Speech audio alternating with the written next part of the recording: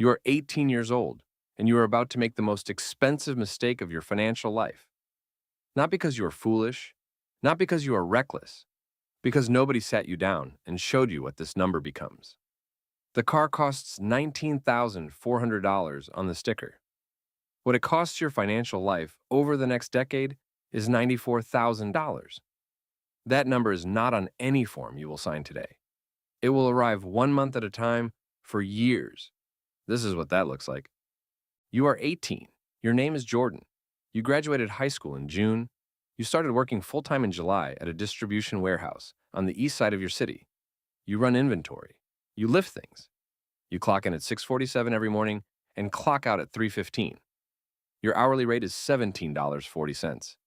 After taxes, you take home approximately $2,200 a month.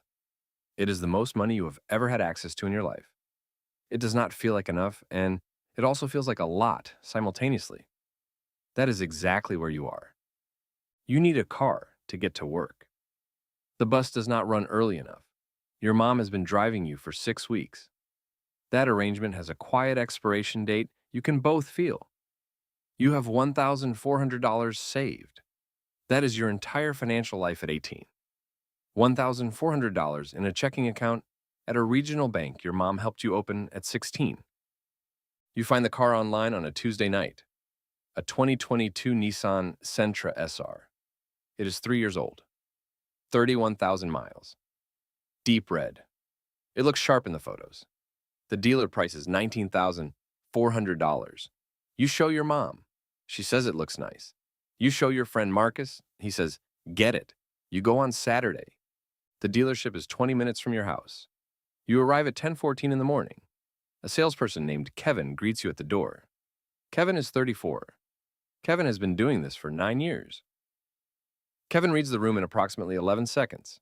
He sees an 18-year-old who came alone. He sees someone who has already chosen the car before walking through the door. He sees the photos on your phone when you show him which one you want.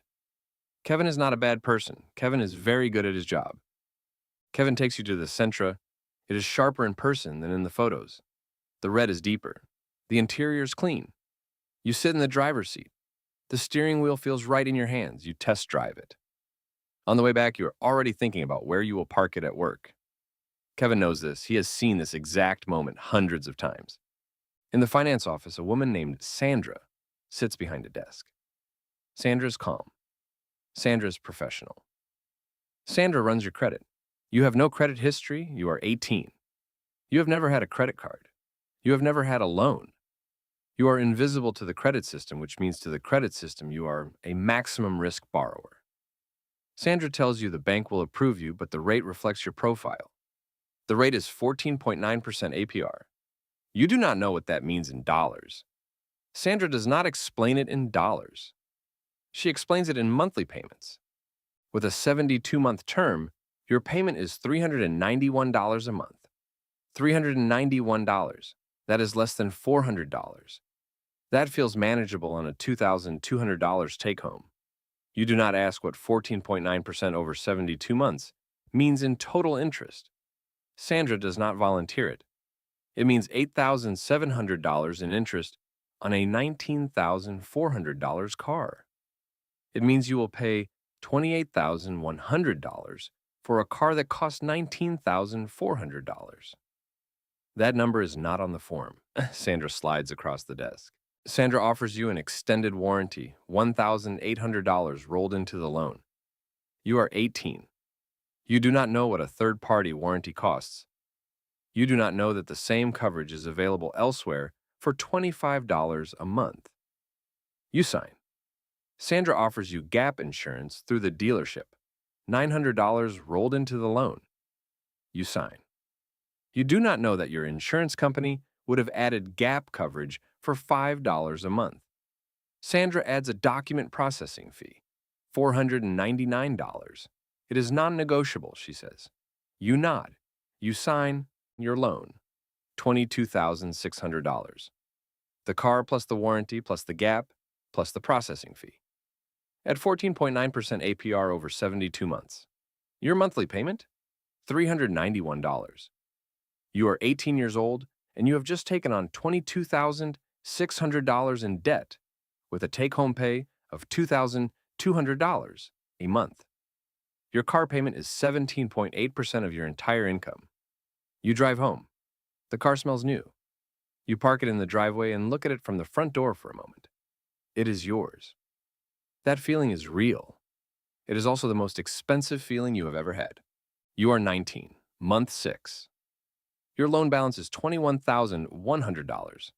The car's market value is $16,800. You are underwater by $4,300. You do not know this. Nobody told you to check. You make the payment. The car is fine. Life is fine. Your coworker asks about the car in the parking lot one morning.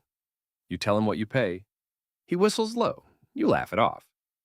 Something else is happening. Your insurance is $214 a month. Full coverage required by the lender. You are 18 turning 19.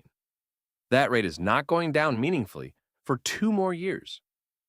The real monthly cost of this car is $391 plus $214 plus registration prorated. $621 a month. That is 28% of your take-home pay going to one depreciating asset. That number was never written on any form in the finance office. You are 20, month 18. A tire blows on the highway. It is terrifying for about 4 seconds, and then it is just expensive. You pull over safely. The tow is $140. 2 new tires are $380. You do not have an emergency fund. You have $340 in your checking account the day the tire blows. The $520 goes on a credit card you opened at 19 with a $1,500 limit and a 24.9% APR. You make minimum payments for 8 months. The tire incident ends up costing $634 total. That cost does not appear anywhere in your car payment. It arrives separately, quietly. You are 21, month 30. You have been at the warehouse for 3 years. You got a raise to $19.20 an hour. Take home is now approximately $2,420 a month. Loan balance is $17,400. Car value is $13,200. Still underwater by $4,200. You have 42 payments remaining. That is 3.5 more years. When your coworker Ryan mentions he just paid off his car, you feel something you cannot name exactly. It is not jealousy. It is closer to the first time you understand what the word trapped means from the inside. You are 22, month 42. You have made 42 payments of $391. Total paid in loan payments, $16,422. Total interest paid to this point, $8,100. You have paid $8,100 to borrow money for a car that is now worth $11,400 with a loan balance of $14,900. You are still underwater. You have 30 payments remaining, 2.5 years. The car has 74,000 miles. It runs fine. The infotainment system occasionally freezes. You restart it and move on. You start looking at apartments. You want to move out. You run the numbers. Your car payment plus insurance, plus your current rent contribution, makes independent living very tight. The car payment is the number that does not move. The car payment is the ceiling that everything else lives under. You signed that ceiling at 18 in a finance office on a Saturday morning, and it has been there ever since. You are 24, month 66. 6 payments left. The loan balance is $2,600. You can see the end. You make the last payment at month 72. You are 24 years and 6 months old. The car is paid off. You feel relief that is larger than you expected. The payment is gone. The $391 that was leaving your account every month stops leaving. You have driven this car for 6 years. It has 109,000 miles. It still runs. Here's the number that stays with you. You paid $28,100 for a $19,400 car because of a 14.9% interest rate you accepted because you had no credit history and no pre-approval letter, and no one in the finance office whose job was to help you. The warranty you signed for $1,800 cost you $2,600 with interest rolled into the loan. The gap insurance costs you $1,300 with interest. The processing fee costs you $720 with interest. 4 signatures at 18 years old cost you $6,320 before the car ever left the lot. Here is the other number. If $391 a month had gone into a Roth IRA beginning at age 18, at the historical average return of approximately 7% annually, you would have $33,800 by age 24. By age 35, you would have $121,000. By age 45, you would have $318,000. By age 55, you would have $694,000 that you would never pay federal income tax on. That is not a fantasy number. That is what $391 a month does when it compounds for 37 years instead of depreciating for 6. You are not foolish. You were 18.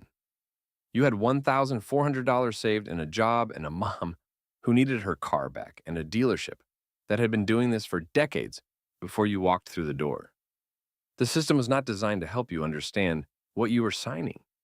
It was designed to process your signature as efficiently as possible. But here is what was available to you before you walked in: a credit union, a pre-approval letter, a phone call to your insurance company about gap coverage, 1 hour of research on extended warranties. None of that required money. None of it required a finance degree. It required one Saturday morning before the Saturday you went to the dealership. The car you needed was real. The way you bought it cost you 37 years of compounding you will never get back. Not because you were 18, because you walked in without a number in your pocket that nobody could touch. These figures are for illustrative purposes only. Interest rates vary significantly based on credit profile, lender, and market conditions. First-time buyers with no credit history typically face higher rates.